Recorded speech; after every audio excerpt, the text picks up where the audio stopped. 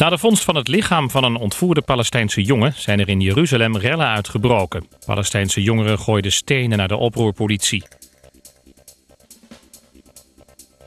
4 mensen zijn omgekomen in Kenia toen een vrachtvliegtuig neerstortte op een bedrijf. De slachtoffers zijn de inzittenden van het toestel. Op de grond raakten zeker 2 mensen gewond. Artsen van de intensive care willen dat alle Nederlanders automatisch donor zijn. Nu moeten mensen dat zelf aangeven. De artsen hopen dat de politiek de wet op orgaandonatie aanpast. Aan boord van dit schip bevinden zich de chemische wapens uit Syrië. De 78 containers worden overgeladen op een Amerikaans schip dat de wapens aan boord kan vernietigen. De panden in het centrum van Leeuwarden, die in oktober in vlammen opgingen, waren niet brandveilig.